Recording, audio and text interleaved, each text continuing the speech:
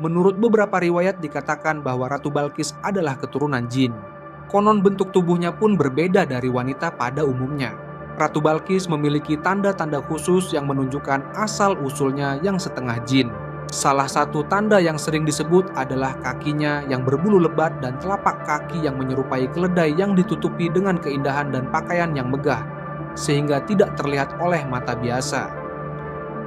Bentuk fisik yang tak lazim ini membuat banyak orang bertanya-tanya mengenai asal-usul Ratu Balkis.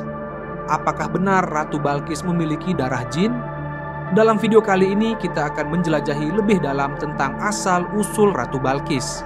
Assalamualaikum warahmatullahi wabarakatuh. Semoga kita semua selalu diberikan kesehatan dan keberkahan. Amin ya robbal alamin. Ratu Balkis terkenal dalam kisah pertemuannya dengan Nabi Sulaiman alaihissalam, yang dikenal memiliki kemampuan untuk berbicara dengan hewan dan jin.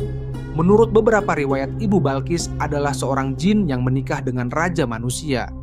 Oleh karena itu, Balkis dianggap memiliki darah campuran manusia dan jin yang memberinya kecerdasan dan kekuatan yang luar biasa. Beberapa cerita juga menyebutkan bahwa dia memiliki kemampuan supranatural yang membantunya dalam pemerintahannya.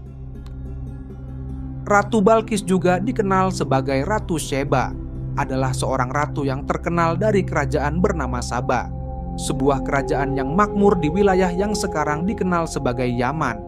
Balkis terkenal akan kebijaksanaan dan kekayaannya yang luar biasa. Kerajaan Saba dikenal sebagai pusat perdagangan yang sangat maju dan kaya pada zamannya. Lalu kenapa dinamakan Kerajaan Saba? Nama Saba sendiri konon berasal dari nama raja pertama kerajaan Saba, yaitu Saba bin Nasjib bin Yaribid. Namun ada beberapa pandangan lain dari ahli sejarah Islam yang mengatakan bahwa kata Saba mungkin berasal dari nama sebuah tempat di wilayah tersebut. Ada juga pendapat yang menyebutkan bahwa Saba adalah nama seorang wanita. Perbedaan pendapat ini akhirnya dijelaskan langsung oleh Rasulullah Shallallahu Alaihi Wasallam dalam sebuah riwayat. Dalam hadis Farwah bin Musaik, Rasulullah Shallallahu Alaihi Wasallam pernah ditanya oleh seorang laki-laki, "Ya Rasulullah, kabarkanlah kepadaku tentang Saba. Apakah Saba itu? Apakah ia adalah nama sebuah tempat? Ataukah nama dari seorang wanita?" Beliau pun menjawab, "Dia bukanlah nama suatu tempat dan bukan pula nama wanita. Tetapi ia adalah seorang laki-laki yang memiliki 10 orang anak dari bangsa Arab. 6 orang dari anak-anaknya menempati wilayah Yaman, dan 4 orang menempati wilayah Syam." Hadits riwayat Abu Daud dan Tirmidzi. Dalam riwayat Ibnu Abbas radhiyallahu anhu ada tambahan nama-nama dari anak Saba, adapun yang menempati wilayah Yaman. Mereka adalah Madzij, Kindah, Al-Azd, Al-Asy'ariyun, Anmar, dan Himyar. Dan yang menempati wilayah Syam adalah Lakhem, Judzam, Amilah, dan Ghassan. Hadis riwayat Ahmad. Nah, dari riwayat tadi sudah dijelaskan langsung oleh Rasulullah Shallallahu Alaihi Wasallam bahwa asal mula nama Saba berasal dari raja pertamanya, yaitu Saba bin Yasjib bin Ya'rib, salah satu dari 6 anak raja Saba yang tinggal di Yaman ini. Kemudian memiliki keturunan yang menjadi raja besar bernama Syarahil. Raja Syarahil inilah yang diyakini sebagai ayah dari Ratu Balkis. Meskipun ayah Ratu Balkis adalah seorang raja terkenal, ada beberapa tafsir lain yang menyebutkan bahwa ibu Ratu Balkis adalah sosok jin. Oleh karena itu ada asumsi bahwa Ratu Balkis adalah manusia setengah jin. Namun benarkah demikian? Bukankah manusia diciptakan dari tanah sedangkan jin dari api? Nah teman-teman, salah satu alasan pertama yang menyebutkan bahwa Ratu Balkis adalah manusia setengah jin berasal dari riwayat Abu Hurairah. Kita tahu bahwa Abu Hurairah adalah seorang ahli periwayat hadits terkenal pada masa Nabi Muhammad Sallallahu Alaihi Wasallam. Bunyi hadisnya sebagaimana diriwayatkan oleh As-Suyuti dalam Jami' Us-Saghir menyatakan bahwa Nabi Muhammad Sallallahu Alaihi Wasallam bersabda, "Salah satu dari kedua orang tua Balkis adalah bangsa jin." Selain itu, ada riwayat lain yang mendukung asumsi ini dalam sebuah peristiwa. Dikisahkan bahwa ketika Ratu Balkis berkunjung ke istana Nabi Sulaiman alaihissalam, ia terkejut melihat keindahan istana tersebut. Ketika Ratu Balkis memasuki istana Nabi Sulaiman alaihissalam, ia melihat lantai yang tampak seperti kolam air jernih. Sebenarnya lantai itu terbuat dari kaca bersih yang memantulkan cahaya sehingga menciptakan ilusi seperti kolam air. Ratu Balkis tidak menyadari hal ini dan mengangkat kain pakaiannya agar tidak basah. Ketika Ratu Balkis menyingkap kainnya, betis kakinya terlihat Nabi Sulaiman terkejut melihat bahwa betis Ratu Balkis ditumbuhi bulu-bulu lebat, sesuatu yang tidak biasa dimiliki oleh wanita pada umumnya. Menurut riwayat lain yang disampaikan oleh Ibnu Abbas, tumit kaki Ratu Balkis menyerupai tumit keledai, bukan seperti tumit manusia biasa. Nah, berdasarkan dua alasan tersebut, berbagai tafsir mengenai asal-usul Ibunda Ratu Balkis yang konon adalah seorang jin mulai bermunculan. Jadi siapa sebenarnya ibu dari Ratu Balkis? Ada beberapa versi mengenai identitas Ibunda Ratu Balkis. Versi pertama dikisahkan oleh Al-Munawi dalam kitab Faidul Al-Qadir. Menurut cerita ini, ayah Balkis, Raja Syarahil, adalah seorang raja Yaman yang sangat gemar berburu. Pada suatu hari, Raja Syarahil pergi berburu bukan untuk mencari makanan, melainkan hanya untuk hobi dan hiburan semata. Di tengah hutan, sang raja merasa sangat kehausan. Perbekalannya telah habis dan tidak ada air minum yang tersisa. Lalu raja melihat sebuah tenda tak jauh dari tempat ia berdiri. Dengan harapan mendapatkan air, Raja Syarahil segera menuju tenda tersebut. Saat tiba di depan tenda, seorang kakek keluar dari dalam tenda untuk menyambutnya. Raja Syarahil kemudian meminta minuman kepada kakek tersebut. Mendengar permintaan itu, kakek tersebut tersenyum dan segera memanggil seorang wanita untuk membawa minuman yang diminta oleh Raja Syarahil. Tak lama kemudian, seorang wanita yang sangat cantik bagaikan sinar matahari muncul dari dalam tenda dengan membawa cangkir dari batu yakut. Riwayat ini menggambarkan betapa bersinarnya kecantikan wanita tersebut hingga Raja Syarahil terpesona. Ia pun bertanya kepada kakek tentang siapa wanita itu. Kakek menjawab, "Dia adalah putriku." Mendengar jawaban kakek, Raja Syarahil segera menyatakan niatnya untuk menikahi putrinya. Kakek tersebut tersenyum dan berkata, "Apakah raja benar-benar yakin? Saya khawatir raja akan menyesal nanti." Raja Syarahil bertanya, "Mengapa demikian?" Kakek menjelaskan, "Ketahuilah wahai raja, kami bukan manusia. Kami adalah golongan dari bangsa jin." Raja Syarahil terkejut dan kebingungan mendengar penjelasan tersebut. Namun karena telah jatuh cinta pada wanita itu, Raja Syarahil tetap bertekad untuk meminangnya meskipun dengan satu syarat.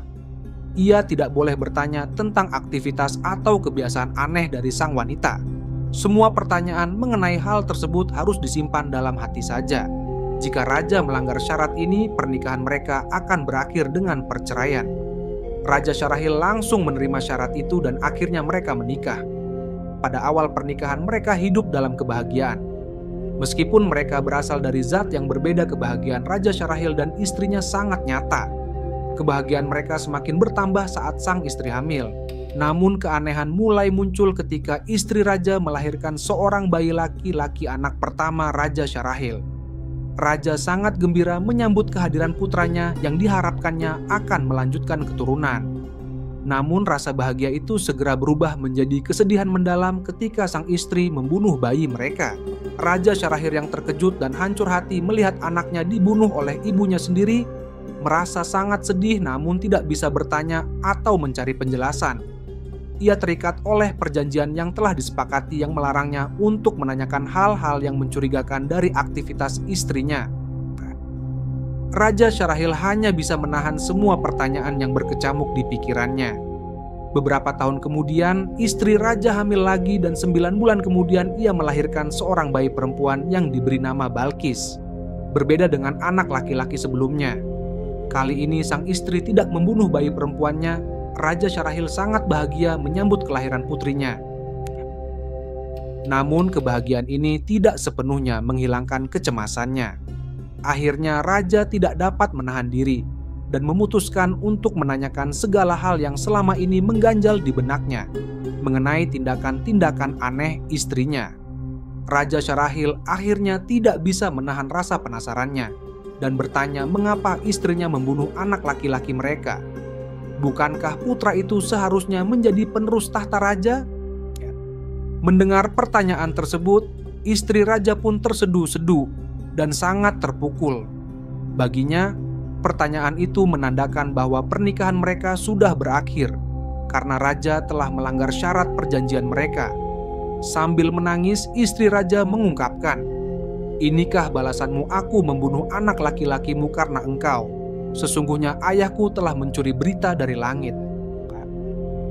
Dia menjelaskan kepada raja bahwa dia mendengar malaikat mengatakan, "Jika putramu dewasa, dia akan membunuhmu." Ayahku juga mencuri berita dari langit tentang anak perempuan ini, dan mendengar para malaikat banyak yang memujinya, dan banyak yang menggambarkan tentang kemakmuran kerajaannya. Oleh karena itu, dia merasa bahwa perpisahan antara mereka adalah takdir yang harus diterima. Setelah pengakuan tersebut, istri raja menghilang dan tidak pernah terlihat lagi. Kisah versi kedua yang diambil dari tafsir Imam Al-Qurtubi menyajikan perspektif berbeda tentang asal-usul Ratu Balqis. Dalam versi ini dikisahkan bahwa ayah Balqis adalah seorang menteri di sebuah kerajaan. Raja dari kerajaan tersebut dikenal dengan kebiasaan buruknya. Raja tersebut sering memaksa istri-istri rakyatnya untuk memenuhi hasratnya. Sang menteri yang merupakan ayah Balqis dikenal sebagai pria yang sangat pencemburu. Menteri itu memutuskan untuk tidak menikah karena takut jika dia memiliki seorang istri, sang raja akan memaksa istrinya untuk memenuhi hasratnya. Suatu hari saat menteri sedang melakukan perjalanan, dia secara kebetulan bertemu dengan seorang pria asing. Pria asing itu bertanya kepada menteri, "Wahai tuan, apakah Anda memiliki istri?" Menteri menjawab, "Aku tidak akan menikah selamanya karena raja di negeri kami sering memaksa istri-istri rakyatnya." Pria asing tersebut lalu menjawab, "Jika Anda mau menikahi putriku, maka raja Anda tidak akan bisa memaksanya untuk memenuhi keinginannya." Menteri tersebut meragukan tawaran pria asing itu dan berkata, "Bagaimana mungkin raja pasti akan tetap memaksa?" Namun pria asing itu menjelaskan, "Kami adalah bangsa jin dan raja Anda tidak akan memiliki kekuatan untuk memaksa kami." Setelah mendengar penjelasan tersebut, menteri akhirnya setuju. Akhirnya menteri menikahi putri pria asing tersebut. Dan dari pernikahan itu lahirlah seorang anak perempuan yang diberi nama Balqis. Versi ketiga mengenai asal-usul Ratu Balqis berasal dari buku tafsir Ibnu Adil.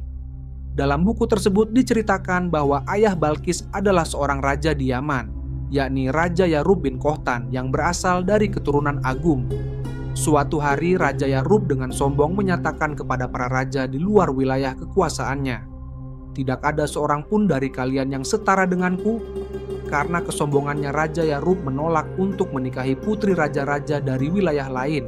Sebagai gantinya, ia menikahi seorang wanita dari golongan jin bernama Rayana bin Sakan. Dari pernikahan tersebut, lahirlah seorang anak perempuan yang kemudian dikenal dengan nama Balqis.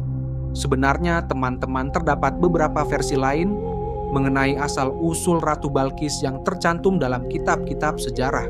Seorang ulama terkenal asal Irak membahas hal ini dalam kitab tafsirnya Ruhul Ma'ani. Menurut hadis yang menyebutkan salah satu orang tua Balqis adalah jin, hadis tersebut memiliki sandaran yang lemah. Kisah tentang pernikahan dengan bangsa jin hanyalah legenda yang tidak terdapat dalam Al-Quran maupun hadits yang sahih. Ash-Shankiti dalam kitabnya Adwaul Bayan juga menyimpulkan bahwa secara lahiriah hadits tentang orang tua Balqis termasuk hadits yang lemah. Demikian pula kisah yang menghubungkan sejarah. Mereka berdua tidak memiliki dasar yang kuat. Al-Mawardi bahkan menentang gagasan pernikahan antara manusia dan jin, menilainya sebagai sesuatu yang tidak masuk akal karena keduanya berasal dari jenis yang berbeda dengan tabiat yang berbeda pula. Manusia adalah makhluk jasmani, sementara jin adalah makhluk ruhani. Manusia diciptakan dari tanah, sebagaimana disebutkan dalam Al-Quran surat Ar-Rahman ayat 14. Sedangkan jin diciptakan dari nyala api, sebagaimana disebutkan dalam Al-Quran surat Ar-Rahman ayat 15. Perbedaan mendasar ini membuat penyatuan antara manusia dan jin tidak mungkin terjadi dan mustahil menghasilkan keturunan. Jadi bagaimana menurut kalian? Apakah Balqis adalah manusia sepenuhnya atau manusia setengah jin atau mungkin bukan keduanya? Wallahu a'lam bishawab. Semoga kita semua bisa mengambil hikmah dari kisah Ratu Balqis dan para sahabat ini. Semoga kita termasuk hamba Allah yang sabar dalam menghadapi segala ujian di dunia dan selalu bersyukur. Amin. Mohon maaf jika ada kesalahan atau kekurangan, karena yang benar datangnya dari Allah dan yang keliru datangnya dari saya sebagai manusia biasa. Semoga teman-teman semua selalu dalam lindungan Allah, diberikan rezeki yang lancar dan dimudahkan segala urusannya. Sampai jumpa di video dan kisah menarik berikutnya. Wassalamualaikum warahmatullahi wabarakatuh.